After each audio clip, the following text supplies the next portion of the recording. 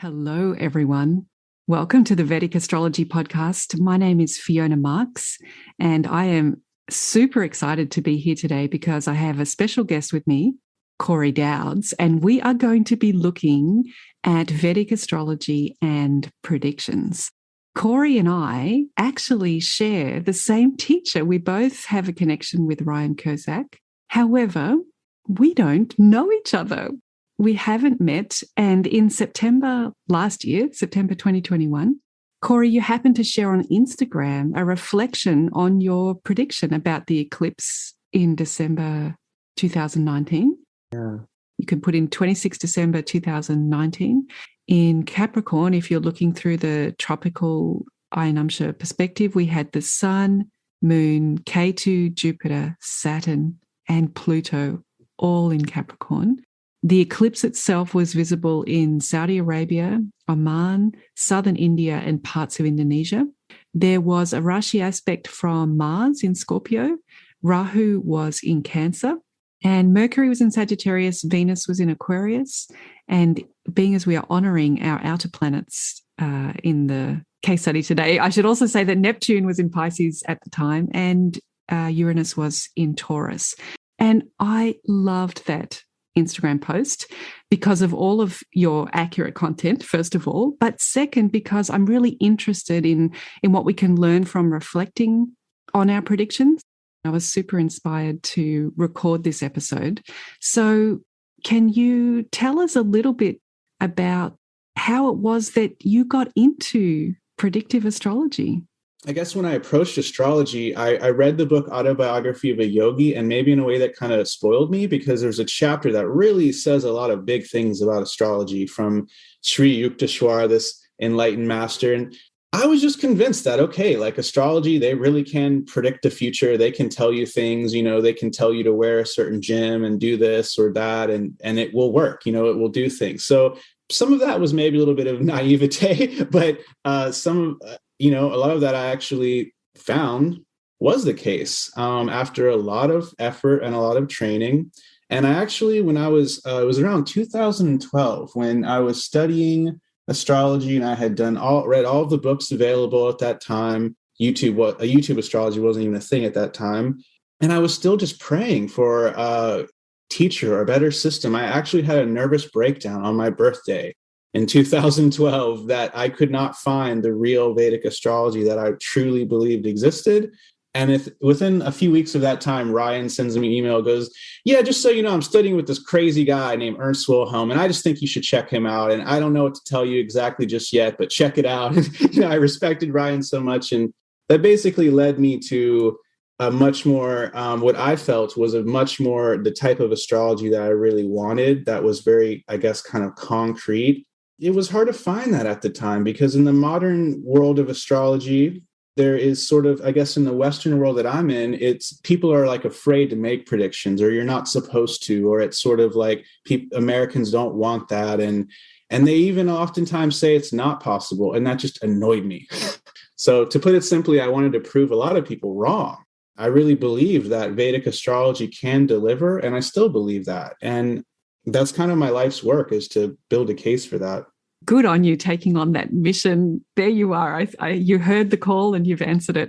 And when we think about predictive astrology, do you have a favorite? Do you like to do mundane astrology? Do you like to do prajna? Do you like to do personal predictions for clients? Or all of them are good? Tell us about your favorite. I have gotten recently very into mundane astrology and the world events, but it's, but my main focus has been natal astrology, working with people one-on-one. I myself was very, I'm a very psychologically centered person. And I just love to be able to understand people really deeply and stuff. And I almost became a psychologist when I was younger. Working with people at more of a kind of healing, wellness, psychological, therapeutic level was what I've been doing this whole time and what I still mainly do. But in my own chart, in the last, I guess it was actually 2020, in my own chart that I realized I just kept getting this urge to get more into actually financial astrology. And because of my chart, it spoke to that, where I have Rahu in the second house. And the second house has a lot to do with finances and how you make your money and managing those things for those that aren't aware. And so if you, wherever Rahu's at in your chart, it's actually good to work on that area, even though you may think you need to do, that's the last thing you should do.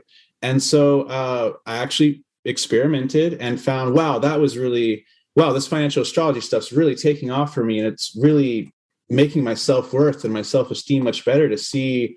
I guess with a lot of what I was doing with people, you don't really see the concrete examples. You know, if someone asks me, hey, should I date this person? I say yes or no, or this or that. What do I really know? It's so subjective. And so I guess getting into the markets and financial astrology, and as well as mundane astrology, these things are really cool because you just see concrete yes or no's. You know, you have an objective data set when it comes to a marketplace, you know, or the world.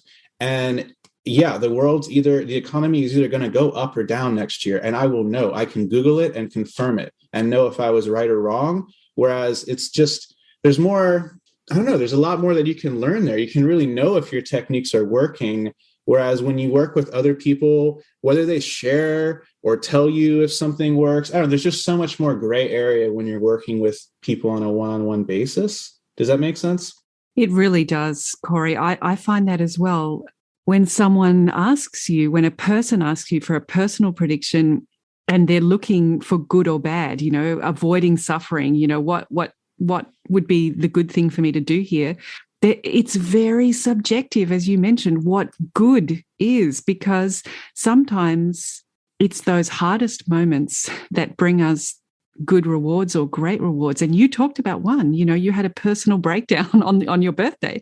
Right. You know, some astrologer may have said, you know, I can see a crisis coming up. You need to take your foot off the pedal. You need to stop stressing about Vedic astrology. You know, I can see that this is just really going to bring things to a head. It's not good. You need to, you know, widen your perspective or something. And if they had done that, would you have missed this crisis that then would have prompted, you know, who knows? So I think with personal predictions, this idea, the whole subjective comes in. Whereas I'm very attracted to what you're saying, that when things are external, we can observe. And this is where we can learn and improve on our predictions, which is what I'm very interested in speaking to you about in our podcast today. Yeah, that's exactly right. I really agree with that. I might never be who I am right now if I hadn't had that nervous breakdown. Yeah. Yes. And this is the same. If a client is asking you about the ending a relationship or leaving a job, these are all laden with extremely subjective, what is good, what is best. Yeah. But Corey, I'm glad that you mentioned financial astrology because it is something that you've been working on more recently. And am I right in thinking that your work is now available on teachable.com?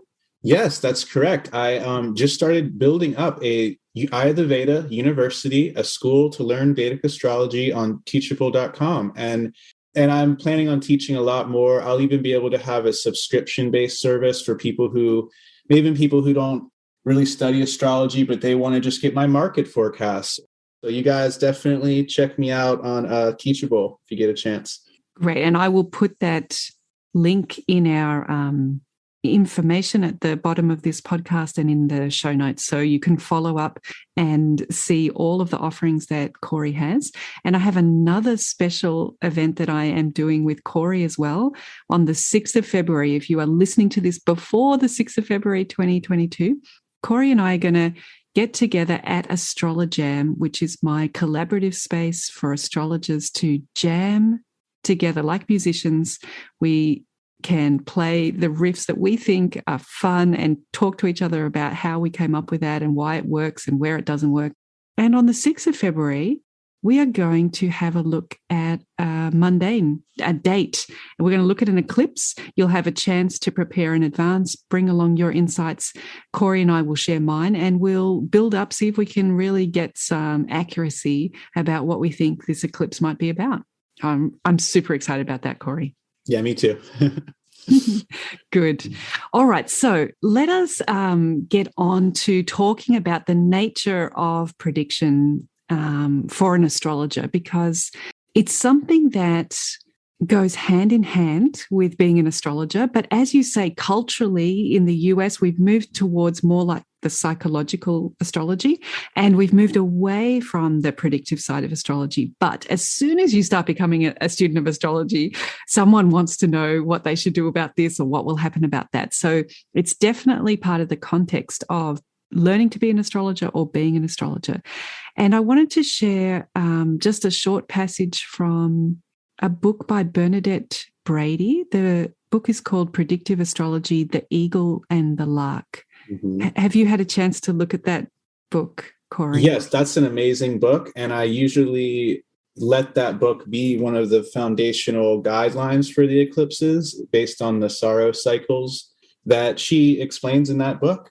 And in general, her skill and her understanding and the things she teaches in that book are very good. Yeah. Yeah, it's such a foundational text for us. And I'm just going to read a short portion. I think this is even from the introduction. And it says, since time began, the human race has quested for the future, whether it was the knowledge of a successful hunt, the weather patterns, the movements of an enemy, or the outcome of a journey. To know the future was to have an advantage. This need was so great that every tribe or clan had its own seer, sage, shaman, or priest. This person's role was to explain the unexplainable and give meanings and patterns to seemingly random events, thereby reducing fear and creating greater stability. The human race has come a long way, but the need for the seer has not. There are many pathways which lend themselves to the ancient projection of seership. Scientists predicting outcomes, the Bureau of Meteorology predicting weather, election forecasting predicting results, and the economists predicting the economy, etc. Thus, when we decide to study astrology to fill our own needs, all too often within a few weeks of commencing study, the students' friends will not only want to know about themselves, but also want to know the student sees. The student's personal quest for the truth through astrology and the meaning and astrology of life thus becomes burdened with the community's ancient longing for a seer. And she goes on to talk about how these expectations weigh and shape the journey of an astrology student, creating unrealistic goals for the student. And I think maybe we all go through that when we're learning astrology. We really think that we should be able to pull out super specific, exact predictions for every single person who comes to us. And so then she goes on to say that the first point to be made about the pursuit of reliable predictive astrology is recognize that you can already predict using astrology and how impressive this is to the layperson. And she gives then some examples she talks about Pluto transiting the ascendant, but just some simple things that we can do. And I love this because I think as students, we do put really high expectations on ourselves and we forget how miraculous it is that we can predict anything at all. We get hung up on the detail of what we didn't articulate, what we left out. Suddenly that begins to weigh on our mind as we get feedback about our predictions, when in fact just being in the ballpark is really beyond random chance. It's something that we should really celebrate about astrology. Can you relate to that? Any pressure that you felt to do the world's best predictions? Like I said, I really expected astrology to really deliver, and so I was kind of rigid, at least initially, because I had to. I put a lot of expectation on myself. I think that was good, though. Again, like we talked about, I think that as time goes on, there's just so much terms and jargon and all this stuff. You just have to kind of let that stuff grow with you, and then one day, like everything you've been memorizing just layers itself, and then boom, a prediction kind of reveals itself more to you. And actually, that's a really good point. You shouldn't try to force predictions. In Vedic mythology, Jupiter and Venus are the priests or the Brahmins of 9 planets, and they are the ones that deal with astrology and being learned. And Venus is said to be the better predictor. And Venus is really more of, again, it's the water element, like what Fiona and I were talking about before we started recording. It's very relational. It's very, it's like emotional intelligence rather than just IQ type of intelligence. And I truly feel like my best predictions come from first, just really kind of getting a feel for who this person is and reading them. This is how you are in the world. This is what's going on. That would be more of maybe the Jupiter kind of aspect of counseling. Spiritually, this is who you are. This is your dharma. And really seeing how they relate and resonate. And okay, yeah, that makes sense. And then you have a little bit of rapport with them. And then as long as you're genuinely interested in that person and you're not just wanting to get paid, like if you really genuinely are interested in that person, then as you're doing that, hints kind of just start coming into you. And then you can try to predict. And then you look, and then, it's like, aha, like things kind of reveal themselves to you. I guess somehow some part of you gets more like psychically attuned. We do have to acknowledge that there is a very like right brain intuitive factor when it comes to predictions, even if we're using charts, even if we're doing a lot of calculation and all. And something just kind of comes about. It's almost like how it's a Venus thing is what I'm trying to get. It's a heart-centered thing. It's kind of like how a lover just knows when their lover is like going to be home or is about to come home, or, you just know if your husband cheated on you or something, you know what I mean? There's just this, yeah. And then you look at the chart and you almost kind of already have that feeling, and then you go with that. Now, what's tricky here is that that has to do with listening to your inner voice. When we're not able to listen to our inner voice, when we try to force that, we will create confirmation bias, or we will create just a wrong prediction because we're trying to project something or a concept that we have in our mind that isn't really coming from our inner voice, I guess. So you just learn a bunch of techniques, and then as long as let's say we're living a good lifestyle, meditating, blah, blah, we don't have a really polluted mind, then yeah, something will come up. And again, yeah, like you said, don't put too much standards on it and be very free of criticism and just kind of let it flow out.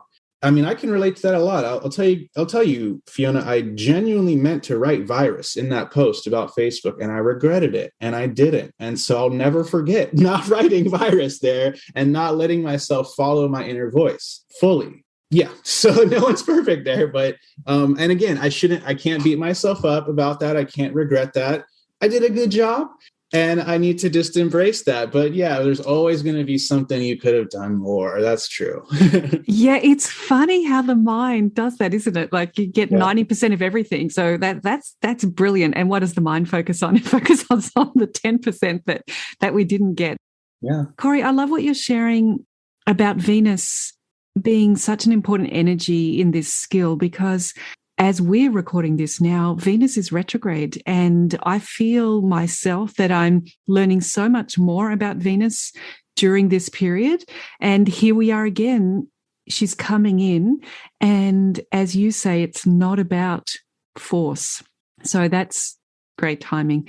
I my ears pricked up when I was watching something recently about, it was a documentary about insider trading, and a notorious case in Australia where they caught a particular insider trading arrangement, a couple of gentlemen who were using information to make a lot of money on particular trades. And one of the things that struck me is that we're just talking about currencies going up and down. So we're not even talking about what we're trying to predict in Vedic astrology, which is so many interconnected elements. We're just talking about whether a currency will increase or decrease. Right. This particular person who was being interviewed worked for a big trading house, and he was in charge of like risk management and just watching trades and just ensuring that the company was not being defrauded. And he said that for traders, I'm just quoting from their transcript now, traders in their space, if they are above 50%, if they're above 55%, they're doing a really good job. Wow. And the only answer here is up or down, right? So it's not like up, down, stay the same, or up for 5 minutes, down for 2 minutes. There's no complexity. It's just binary, up, down. And here is the compliance person, and how the alarm goes off. Like he presses the alarm if he sees anybody getting over 55% on a yes/no binary. It's amazing, isn't it? Wow. Okay, so to wrap up what Bernadette Brady was saying, just for this part of our conversation, I have another quote from her book, and she just says, just acknowledging the simple feats of astrology, we really can consider them to be inspiring. And this can allow us to take predictive work down from its pedestal by recognizing, as you were saying, Corey, these simple skills and techniques, and how if we practice them, the minefield of prediction becomes a little less dangerous. So yeah. I really wanted to make sure that we covered in our beginning conversation that the stress that we might feel about it, and that this is something that we practice and that takes time. And then before we know it, that Venus voice is going to flow through.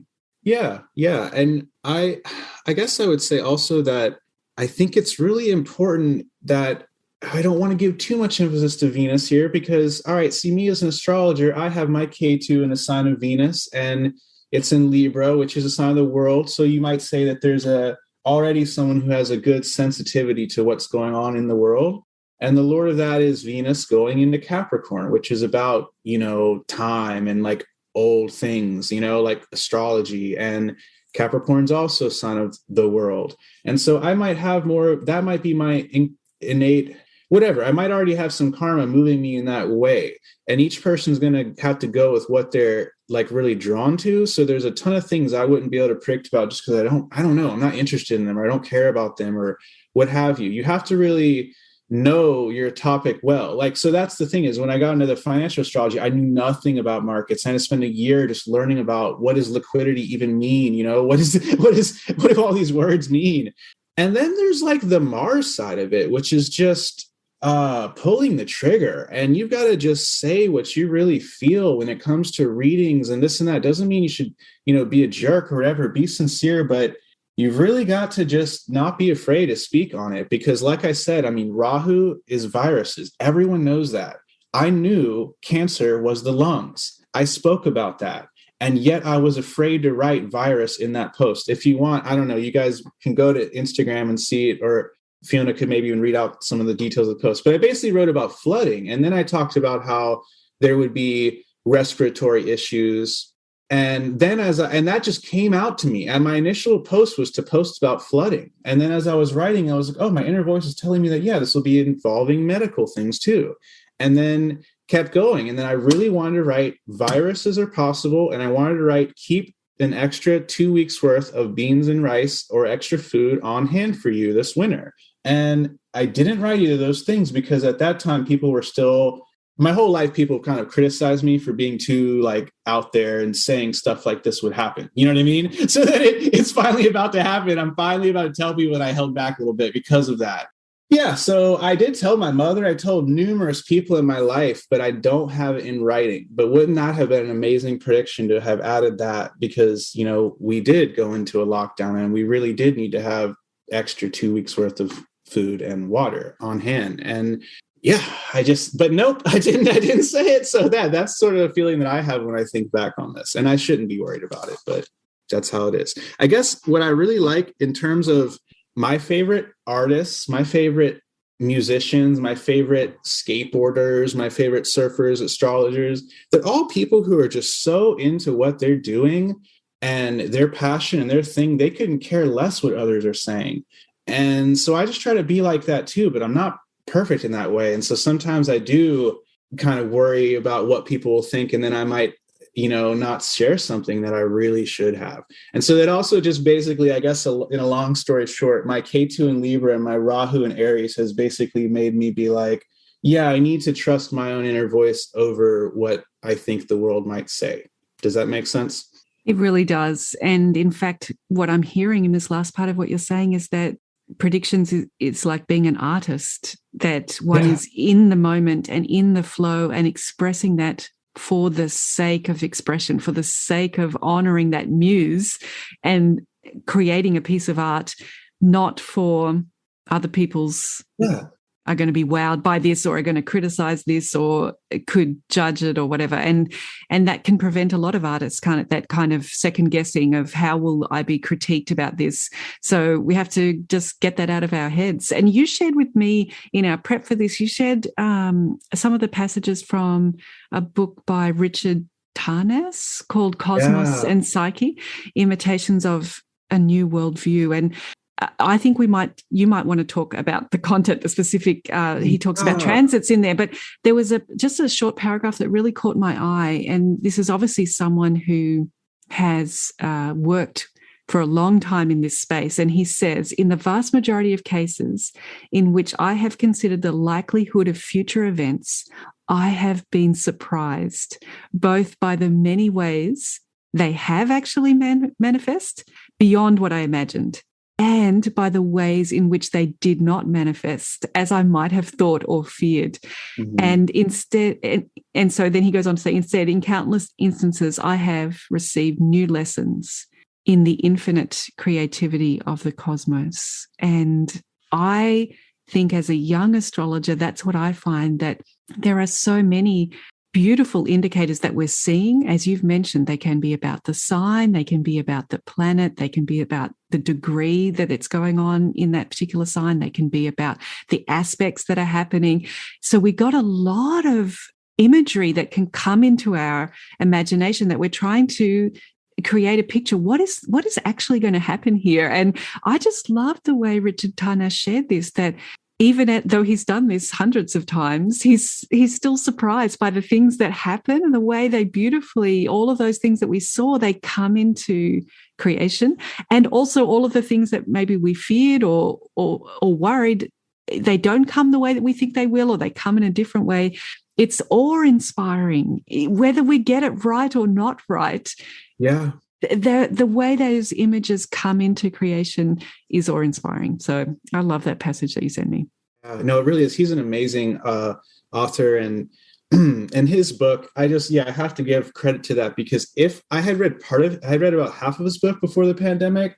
If I had read the Saturn-Pluto chapter in its entirety, who knows? I might have leaned too far on the negative, like the world's about to end, y'all. Because just to give like a sort of a quick, actually I have some things written about it right here on this other notebook I have on outer planets, because I took a lot of notes on that book. But like Saturn-Pluto, they were conjunct in the eclipse that caused the pandemic and everything. And so many astrologers were talking about this.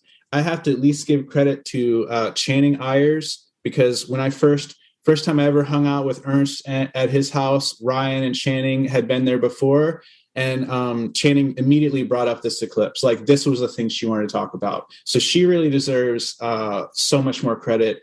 She was pointing out that Pluto was conjunct its own south node. So not just the moon hitting the south node causing eclipse, Pluto was like essentially eclipsing itself.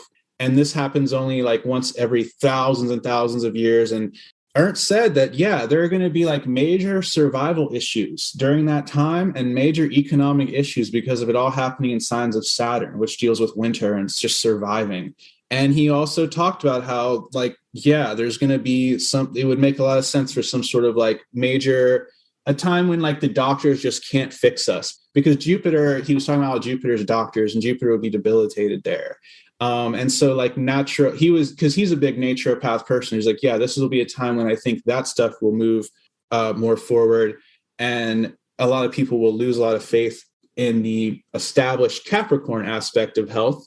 But also I need to give credit to like Ganesh Jayakumar, another student of Ernst, who back on our studying Kala on the forum that I think is gone now, but he had the email. So he was able to make a post about this. He basically predicted the economic crash of 2020 down to February and March of 2020. So like down to, like a 2-month window. And he wrote that back in like 2017 or 2016 as well. A lot of people did a great job on this. I don't want to act like I was the only person at all. And I'm sure there are many others that I don't even know of who all pointed out unique aspects of the pandemic too, which is why it would be great for us all to collaborate more, hence the Astrology Jam. Yay! Yeah, but Richard Tarnas, this guy is a Harvard academic, and he spent 30 years going over the outer planets and doing a ton of research. So he really needs to get more credit in the kind of academic world. But when he talked about the Saturn-Pluto conjunction back in 2008 in this book, and he talked about it as a time of like intense basically Saturn represents contraction and Pluto empowers things and like really revs them up. And so it would be a time of like really intense historical gravity and historical contraction.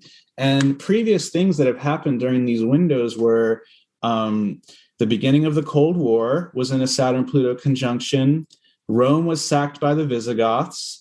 The Black Death in Europe, or the plague, basically happened during a Saturn-Pluto conjunction. The first time Protestants were burned at the stake was during this. The first time the Catholic Church declared the Copernican theory to be false, and even the writing of 1984. 1984 was written during a Saturn-Pluto conjunction, and then 1984 itself was also a Saturn-Pluto conjunction during the Reagan conservative era when we all thought we were about to go to war with Russia. So, I mean, wow, like, of course the pandemic happened. Of course there were these draconian mandates and all these, you know what I mean? It just kind of like makes sense that all these things would happen when we look at how Richard Tarnas kind of, laid it all out for us, really. And so then he even talked about how when 9/11 happened, as he was working on this book, he was like, wow, like this speaks to the work I'm doing. There are chapters of that book that almost seem like he's predicting the pandemic in advance without knowing it. Really good book, you guys. If you want to get better at predicting mundane events, even if you're a Vedic astrologer like me, you should definitely get into the outer planets. And that book, Cosmos and Psyche, will really blow your mind with regards to outer planets. But then even he says stuff like, you can't predict anything with astrology. But that's because he has his own confirmation bias, where he's only looking at very far, wide cycles, and he doesn't know anything about all the Vedic astrology stuff we do, So it is very interesting how each astrologer will open or close their mind to different things based on their own karma, skill set, and background. This is why I don't feel anyone can be a perfect predictor until they are very, very near self-realization or, something like that. It reminds me of the saying of Meher Baba said, astrology is a perfect science, but it takes a perfect one to understand it perfectly. So I think this is so true, Corey, that when one learns to read astrology, I've come through that apprenticeship with Ryan. There's no frills. It's really learning the steps of how a chart is giving the information. So often when I read a chart, it's a very technical process. There's a lot of maths, a lot of numbers, and you're just looking at data. So you're not necessarily emotionally involved. You're being quite objective. But in that, one cannot help but notice that one's own color comes through. Every bit of data, as soon as you start to use your imagination to, well, how will this work out in the future, you start to color it with your own. So I think a real essential part of being an astrologer is having a great meditation practice, a great cleansing, clearing the mind process, because where the mistakes are in predicting they're not mostly in the facts and the astrology. They're mostly in the astrologer, aren't they? The color that we bring, our own biases. Yeah. Yeah. It's kind of funny how our own bias will color things, or will make us see things we don't want or not want. It'll make us not see things that we don't want to see sometimes, or add extra juice or something that we don't. Also, this brings up another point. We got to know our own chart. In a way, astrology even can help us with this if we can know our own chart and know our own bias. See, like I have K2 in an air sign, so I know that I can lean too much on social things. And so I know that I need to kind of maybe more trust myself. Another person who has K2 in a fire sign might actually need to go and read the news. You know what I mean? Who has Rahu in an air sign might actually need to check in with what others are saying about things, or go to our astrology jam and hear, or you see what I'm saying? Like there's just all kinds of different, there's not going to be one right formula for us here. Yeah. And that's another beautiful thing about astrology compared to, I've had backgrounds in other, like in the corporate world using personality typing models, and there's just not enough differentiation between people. But in astrology, we have the opposite problem. Everybody is completely unique. So knowing yourself, you find your unique path and your unique strengths, and of course your unique weaknesses, your unique biases. Here in Portugal, we had a comedy TV show with a very famous satirist, a really great mimic and comedian named Ricardo Arujo Pereira. And he was running this like weekly show reflecting on the news and kind of comedy based on news stories. And he did a great take of all of the astrologers who'd gone on the various morning shows and had said, or tarot readers, and had said, 2020 was going to be a great year for this and a great year for that. And he was making fun of the fact that, astrologers didn't predict what was going to go on in 2020. But there were, as you've mentioned already, many astrologers who did. And Corey, you shared a post that prompted me to contact you for this episode. And your quote was, there will likely be some extreme cases of flooding in Asia and other parts of the world. There may be extreme thunderstorms and a lot of damage due to water. Capricorn rules watery ground. Cancer rules floodable tidal areas as well. The eclipses here will bring retention issues. Will bring water and flooding issues.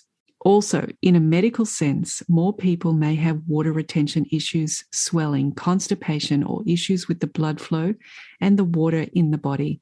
The moon rules the circulatory, urinary, and respiratory systems. Issues could occur around that system. Saturn rules the muscular and lymphatic system, which swells up if it's not used enough. So if you're feeling cooped up, do some stretches, take a walk, keep the muscles and the lymph moving in the body, and that will help. So this was the post that you put up, and I should just date that. You may know this off the top of your head. This was on the 28th of December, 2019. So while now, in retrospect, we may say that COVID was actually spreading, for those of us in the West, we didn't really have an awareness of COVID at this point. Mm-hmm. Corey, how did you come to the, because so many of these things hit on all of the elements that we experienced in the months following this particular eclipse. So talk us through some of your process with this prediction as it came about.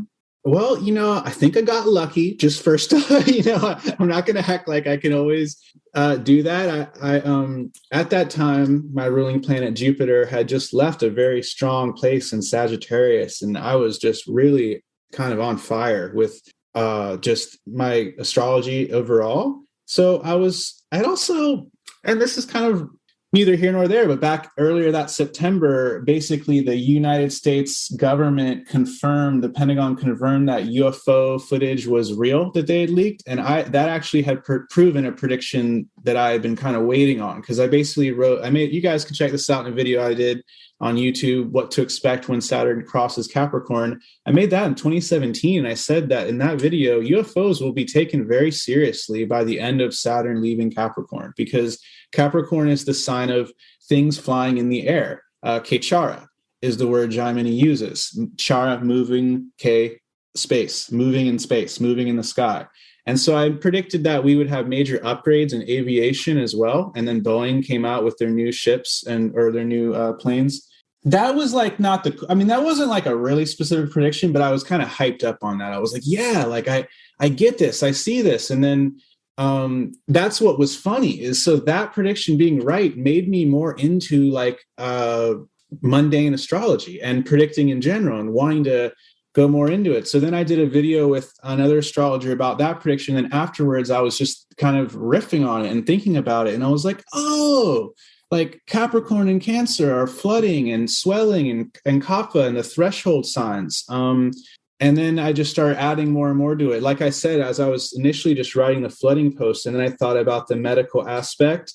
All the chess pieces are in the right places, aren't they? Because like you say here, we're going to be cooped up, and we know, that it's Capricorn, and we know that Saturn's there, and we know that Pluto's there, and they're going to be accentuating this cooped up. And then we all went into lockdown. Like, what is lockdown if not being cooped up, right? I know. I think this is what astrology is, that the symbolism is all there, and it's just our ability to try to put words to it, because you knew all of these indicators, just as other astrologers know them too. It's just, how do we put them together in words? Okay, so then let's talk about one of the aspects that is part of this eclipse is that Jupiter was debilitated, and in a way, Jupiter was eclipsed, because it was in this mess of the eclipse. Do you think that is some of the reason why astrologers, in inverted commas, didn't predict it, or why, for example, you shared the story of Channing and Ernst having a conversation with foresight? We should get ready for this. We should program something for it. And we also know that Ganesh, in his predictions, which were quite early on, sort of said, I want to put some time into really digging into this, so in the future I will. But then because of life, neither Ernst nor Channing nor Ganesh had that time to invest in this prediction and put more research into it. So it strikes me that Jupiter being part of the mix of planets, it really presented challenges for astrologers as well.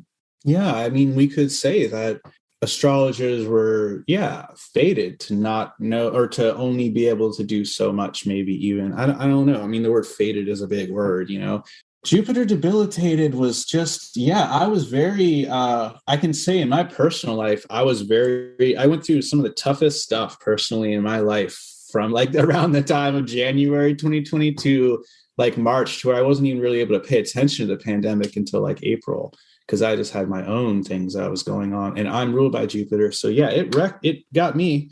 Yeah, I always think it's I will always remember it because for those people in Ryan's first year of apprentices, we all started our practicum year at the very beginning of 2020. And sometimes when you take Ryan's courses, for those who've taken some of Ryan's courses, sometimes he says something like, I'm recording this at a auspicious moment, and you feel like he's really taken the time to plan out when is the time to deliver this message. And it was so classic to release your first round of apprentices into the world to do their practicum during Jupiter debilitation. I was just like, aren't astrologers going to be debilitated? And we were all just completely steamrolled by life during that practicum year. Like we just dropped those poor soldiers who jump over they come out of the trench and they start running towards the enemy, and you're just watching them kind of get popped down, because 2020 was that kind of year for everyone. We don't want to say it was exclusively like that for astrologers, but being as Jupiter is often considered to be the character of the astrologer that you go to see, it's the Jupiter. So we were all dropping like flies that year, but we did it. We made it. Yeah, you just dropped, I don't know, a thought just came to my mind. Okay, so then I was like, well, so if Jupiter is exalted, then astrologers should do really well then on predicting world events. And then boom, that was when 9/11 happened. And a lot of astrologers did predict things about 9/11 very accurately. I don't have that data on hand with me, but I know Robert Hand predicted like September of 2001 as like a major intense time, and a few others. I don't know, but you can go and look into that. It is on record that a lot of astrologers forecasted things for 9/11, and during that time, Jupiter was exalted. So that kind of speaks to our point. Yeah, and I was really hit in the research for this episode. I was really hit by how many of those astrologers had said, "Oh, I must look out for this coming eclipse." So it was like 4 or 5 years in advance, 3 years in advance. I can tell that this is going to be important. But then didn't, have that time to do it. And what a great metaphor that is for being debilitated and being eclipsed, is that even though we know it, the wisdom of Jupiter, even though we have the foresight because of Capricorn. Let's come back to some of the things that we talked about at the beginning for people improving on their predictions. We were talking at the beginning about taking the pressure off and just being not so having these high expectations on ourselves. And also we talked about, in some ways, doing it for the fun of it, like an artist, do it as a work of art. Yeah. But let's bring in some of the practical things. So I'm gonna run through a list of things, and you can tell me which of these you think are helpful and why. Yeah. Do you think that prajna can be helpful? So that the skill of horary, answering a question based on the time when someone asked it, does that help? Oh, yeah, big time. I love prajna. I go very deep into prajna. If you can do prajna, the same principles of prajna are what you can use to read the lunar New Year charts. And actually, Laura Barat is the one that kind of like really taught me how to do this. Ernst and Laura, I went over a few different like ideas of mundane charts. one of the ones I could really speak to a lot is the Lunar New Year chart. So I don't know if you had that written in your notes, but that's a really just something really, really amazing to look at. And that'll actually be, here's what's fun. Here's what's fun. The next new moon will be the Lunar New Year. February, it'll be in like around February 1st or 2 weeks from today. So yeah, around the beginning of February will be the new moon. And so I actually expect things to kind of get better for the world after that. So because the next Lunar New Year charts for 2022 are not nearly as awful as 2020 and 2021. And what's interesting for others to speculate on, you can go to my YouTube channel. I've done some videos on this. What's interesting is the 2021 Lunar New Year chart is almost worse. It's way worse in a lot of ways than the 2021. And that's, I don't know, it would get too much to go into all of that for this talk. But if you can do Prajna, you can kind of do the Varshafala, which is like, you can look at solar return charts for like people. And then you can also basically kind of like do the same thing, the same techniques for Lunar New Year charts and look at like, this is the poverty Saham, or this is the, this Saham, and then try to time events through that. And I've even got a class on that, class 5, my financial astrology class with Laura Barat. We'll include a link there for Corey's work on teachable.com. Yeah. Okay. Do you think that Rashi aspects are important when you're doing predictions? Yeah. Rashi aspects I'm very big on. They're very underused. They were the first aspects given in Parashara's book and in most books. But traditionally, Vedic astrologers didn't use them a lot. And I actually think that's because they don't work that well unless you have the tropical zodiac. But then they work amazingly. So those of you who use tropical calculations should really experiment with Rashi aspects for sure, and in every sense. And so mundane astrology, no different. And that's the interesting thing, is that techniques that work in every system of astrology. That's really baffling to me. Like, but yeah, that's a whole other thing. But so you can use like really any technique that is really just a good technique will also speak to a mundane prediction or even a market or even the chart of Bitcoin or something, but you just have to know how to interpret it or like adjust it. Does that make sense? Yeah, it does. It does. Great. Okay, so Rashi aspects is a good place to practice as well. What about nakshatras? Do you like to use nakshatras in your predictions? Yeah, I use those after. All right, Rashis and the dignity and these things are going to supersede it. But then afterwards, I do use the nakshatras to give me more details. And they actually do seem to have a big effect on mundane astrology and mundane events. That's kind of what what I wanted to teach a lot of my nakshatra course about, is that there is this very interesting emphasis where, say the widest tornado ever on record happened when there was like a big thing going on in Shatabishak, like the element of space, like Varuna, making things much wider space, like a huge space within this hurricane. Or, you'll just notice this background quality going on. I really like to use the events going on in that day. Like the chart of 9/11, we had the moon in Magha nakshatra. Magha is a downward facing nakshatra. So the towers fell, you know what I mean? Like they go down. And it's also a cruel nakshatra. And it's a nakshatra dealing with like ancestral pride and power and like the patriarchy and things like that. And so you can kind of just like get little hints on things like that. But I try to use the nakshatras afterwards to sort of fill in details. But yeah, I do have some good examples. Yeah, I do have some good examples of that in the course that I've got planned. It's not really fresh in my mind, though. I wish I could think of a better one. That's all right. Good. So we're pointing people in the direction of nakshatras. What about, do you use a lagna? Like, obviously, if you're doing a prediction for a particular country, you might get a lagna for that country. But what do you use as an ascendant for planet Earth? Or if you want to look at something that's going to affect the whole planet? Oh, that's a good question. So I'd love to hear what I'll have to say 10 years from now, because I'm so beginning at this mundane astrology. So I might look back on this and laugh. But yeah, the best techniques I found. There's a standard in Western astrology. They have a cool idea of when you have the Aries ingress, you calculate that chart of the moment the sun goes to 000 Aries, and then whatever's rising at that moment in your capital will be your rising sign. So that's one really cool thing. So you would calculate Washington, D.C. from the moment of spring on the equinox, and you can read it. And then you can even get more specifically and calculate when it ingresses into Cancer and when it ingresses into Libra and Capricorn. So for each season, you can get like a 3-month chart. Does that make sense? It does, yeah.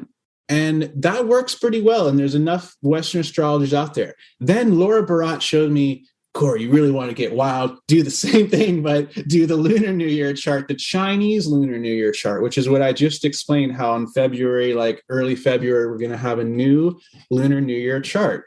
Then I would calculate that from Washington, D.C., and whatever is rising then is going to be like the rising sign for America for that whole year. And then what's fascinating is that China will have the opposite rising sign. You know what I mean? Because it's on the opposite side of the planet. And boy, when I looked at like the 2020 stuff, man, it was interesting how China and USA and these things kind of like played out and lined up. And I think that that's something that we can really go deep on. And I tried to. I looked at for 2021, there was a big planetary war going on between Venus and Jupiter in the Lunar New Year chart for this past year. Venus and Jupiter are the Brahmins. They are the doctors of modern day society. So there was a war with the doctors going on this last year. Really fascinating. Then I went further and I was like, oh my God, like India is ruled by this sign. Russia's ruled by this sign. China's ruled by Capricorn. You know, these are, oh my God, this is how they're all like playing out and battling with each other. It was really fun. And then I just kind of got distracted by other stuff and said, like, the thing is that there's no one who pays the bills to do that for me. So I just do that when I have time. Lunar New Year charts, I highly recommend looking at that. There's another thing, though, that I haven't even had time to study and research enough, as much as I'd like at least, but it's working pretty well so far, is using the Bava Lagna. I started to experiment with this for Bitcoin because Bitcoin is the same way. It's decentralized. So no one country owns it. No one owns it. The people own it. And so, yeah, how can you chart it? How can I do a prajna to know if Bitcoin's going to go up or down? Because on the other side of the world, the chart is the exact opposite and it's still doing the same thing, right? Love that, Corey. Exactly. Right? Talk us through that. Yeah. It's very complex and tricky. And so I'm still like this all last year, all 2020, I've been a mad scientist trying to figure this out. And for crypto and things like that, but it's also to get better at mundane astrology just in general. And so the Bava Lagna is this Jaimini technique. He gives 3 different time lagnas. These were calculated off of this this ancient place called Yamakoti that doesn't even exist according to the world. And the Indian books give the coordinates for it. And it's off the coast of Japan. Okay. Yeah, this is getting into some wild stuff here. But you basically, for certain Jaimini Raja yogas, you have to calculate these 3 lagnas. He calls them the time lagnas. And it's the Gatika Lagna, the Bava Lagna, and the Hora Lagna. Take Ernst Wilhelm's level 3 Jaimini course for those who are fascinated by this. But basically, these change at different windows and different times. And this is one thing that is basically, this is one Lagna for everyone at all times. So I started experimenting with that. And it was, I can't say, I don't have enough information on it, but so far it's looking pretty promising and pretty cool. That gives people lots of places to go. We've got the ingress, the solar ingress into Aries. We've got those lunar charts that we could also look at. And if people want to follow through with Jaimini 3 from Ernst Wilhelm, they're going to get this other idea of a Lagna that might apply regardless. And I love what you're saying about Bitcoin. You know, it has no place where it belongs. So yeah, I love that. Right. Yeah, it's very tricky. Yeah. So I guess another thing to get better at predictions is practice, right? Just like we do with the practicum year on the apprenticeship, we supervise our apprentices for 42 readings because you've got to get out there and learn how to. Wow, 42 readings? 42 readings, and where the client gives feedback and the astrologer gives feedback, and the assessor also reads all of this and gives feedback. So, but it's like that for predictions as well, isn't it? That at some point, you was talking about it with that Mars impulse. We just have to just do it. And your first prediction won't be perfect, and your 10th prediction won't be perfect, but you're going to get feedback and learn as you have the courage to begin. Yeah. And it's really exciting. And like you said, if you can even do anything, that's so amazing, right? So, yeah. Yeah. How do you deal with the persona aspect? Because there is a little bit of a YouTube kind of persona thing where people are putting out predictions, and they're putting themselves on the line, and one has to develop a kind of, I don't know, like an attitude towards that publicity or towards that vulnerability. How have you dealt with that? Do you have any tips about remaining the artist in that public world? So you're being true to the art and not being too influenced by people's judgments. I guess, yeah. I mean, I guess I feel like I was overly afraid of having the imposter feeling, you could say. Yes. And so I overly prepared, I have stacks and stacks of notebooks and things. So yeah, in a lot of ways I can relate to that. I mean, Ryan, everyone told me like, dude, Ryan told me I should have had a YouTube channel back in like 2013. It wasn't really until maybe like 2018 and 2019 when I really settled into myself. And I felt like I was growing a lot more spiritually, and things were kind of all finally coming into place for me. But before that, I used to just, it was a lot more stressful. It was a lot harder for me to just talk, to do anything. To do this interview, I would have had to like sweep my whole house and like do all these weird idiosyncratic things, you know what I mean? Just to feel like I could, right? And that's just nonsense. So I just like to do it like be like a skater, like I kind of want to be like, I don't care what you think, really. At the end of the day, like I said, it's the best artists, the best skaters, they just did the tricks they wanted to do. And lately I've just been trying to free myself of criticism. Like I wrote that on the board, just free yourself of self-criticism. And for January, go about your day and just do what you want to do. What do you think, Fiona? Well, I think it's something that I notice with the astrologers that I tutor and the world that I'm growing with, where they are apprentices, that perhaps maybe it prevents women more, but I don't know, that there's a fear of how one's going to be perceived and the fear of putting one's public comments out there. So I just wanted to ask if you had any tips. And I think it's great what you're saying about balancing one's life and not putting all of your eggs in this basket of being the be all and end all. And I like what you're saying about skaters. Often I think about surfers because I'm Australian and I live in Portugal. There's lots of surfing but skating is the same, that when you're watching people skateboard or when you're watching people surf, there's a lot of crashing out. There's the best surfers in the world are crashing out a lot. And this comes back to that 50% thing that we were saying, that of course, if you go to YouTube and you see a great big wave here at Nazaré, you're going to see someone ride the whole way down that, and then it's going to tube and they're going to go through it. And it's just like, wow. But you didn't see the 400 other takes that day where it was just slam, crash, burn. And maybe that's what I'm going to take away from my conversation with you today, Corey, is to see prediction more as an art, something that I'm doing for the enjoyment of the art and for creating a piece of art that reflects the imagery of the indicators, and just enjoy that and not get too hung up on, but is it right? Is it not right? Should I have said that or not said that? Just create art. So that's my takeaway from our conversation today. That's a good takeaway.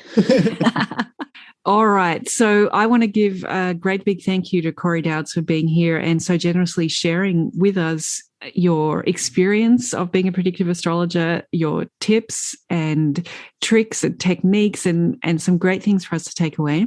And I also want to remind all of those of you who are still listening that Corey and I are going to get together and host a jam where you can research the same chart that we're researching. You can come and bring your thoughts, and maybe they're you're halfway there and you want to say, look, I see something like this, but I'm not sure where to take it. And we might have seen the same thing or something different. And we're really cross-pollinating and inspiring each other in a collaborative way. That is Astrolojam on the 6th of February. I've put the link here in the description for you. I hope you'll come along and jam with us. Yeah, and it won't be recorded or on YouTube or any of that, right? So we can just be ourselves and not worry about any of the things we just mentioned, right? Yeah, the criticism and the persona. That's right. Let's just enjoy this as a moment in present time. Great. Thanks a lot, Corey. Really looking forward to seeing you in February. Thanks so much for your time. And I recommend to everyone to go ahead and look at Corey's new courses that are up on Teachable right now. Follow the link and take advantage of this great knowledge that Corey has been developing about prediction. Sounds good. Thank you. Thank you for having me on here. Great, Corey. Catch up with you again soon. Bye, everyone.